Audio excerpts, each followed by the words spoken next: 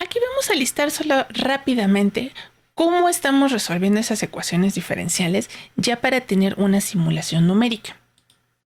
Y se trata del algoritmo de integración de Euler. Entonces no vamos a tener una solución explícita en nuestro sistema de ecuaciones, sino que vamos a utilizar esta técnica en la que comenzamos con un valor inicial y a partir de ahí utilizamos las ecuaciones para calcular las tangentes, aproximamos a la curva con su tangente y vamos avanzando paso a pasito, entonces para ver cómo se comporta. Entonces estas gráficas que acabamos de ver en la parte de arriba se obtuvieron precisamente con el método de Euler.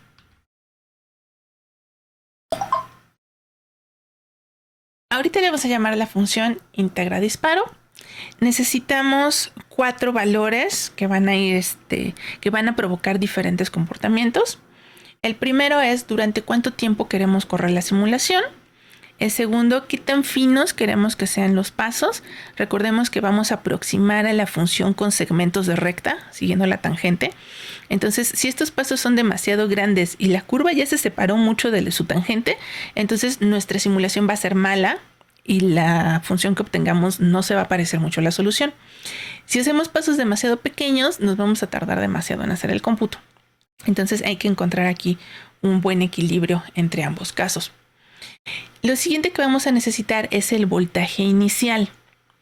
En dónde empieza nuestra simulación, dónde estaba nuestra neurona cuando empezamos a trabajar.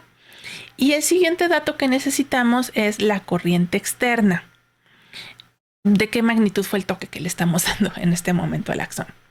Con estos datos, entonces ya podemos ir calculando todos los demás elementos. Aquí ya no quise mencionar las constantes, como las que midieron Hodgkin y Huxley, precisamente porque son constantes, ¿no? Entonces las pueden definir en cualquier lugar como parámetros fijos. El siguiente paso, bueno, vamos a querer guardar lo que está ocurriendo para todos los tiempos, desde 0 hasta t, en cada delta t. Entonces lo estoy mencionando aquí como una serie de arreglos, donde en la posición 0 viene nuestra primera medición, en la posición 1 nuestra siguiente aproximación, etcétera, etcétera. Entonces vamos a tener toda una serie de puntos donde estamos guardando estos pasos. Para inicializar Euler, sabemos que necesitamos un primer valor a partir del cual vamos a calcular la tangente y vamos a ir aproximando lo demás. Entonces, para eso queríamos el voltaje inicial. Como nosotros sabemos dónde estaba en reposo nuestra célula originalmente, vamos a poder guardar ese voltaje como el primer valor para nuestra simulación. Ahora, todos los demás elementos, las alfas, las betas, etcétera, etcétera, se pueden calcular si ya conocíamos ese voltaje inicial. Entonces, a partir de este momento podemos repetir el mismo ciclo tantas veces como sea necesario para cubrir el intervalo desde el tiempo inicial hasta el tiempo t, brincando de delta t en delta t. Entonces, dado un voltaje, vamos a calcular las diferentes alfas, que son las que se medían experimentalmente originalmente, utilizando las ecuaciones que encontraron Hodgkin y Huxley.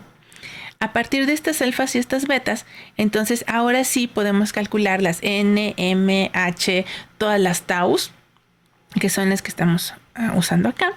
Ya teniendo estas, entonces podemos calcular las probabilidades para las compuertas n, m, h, utilizando las ecuaciones en diferencias en forma matricial. Ahora, aquí esta parte fue importante sobre todo por el asunto de las pérdidas numéricas. Recordemos que la computadora tiene una representación en punto flotante, lo cual quiere decir que un número real no se puede representar en la computadora. Voy a pasar a la siguiente. Cuando lleguemos al cálculo de las GNAs, las GKs, y lleguemos finalmente a calcular el voltaje B, nos va a importar exactamente cómo escribimos los términos por el problema del truncamiento. ¿A qué me refiero? Supongamos que tenemos un número real, pi.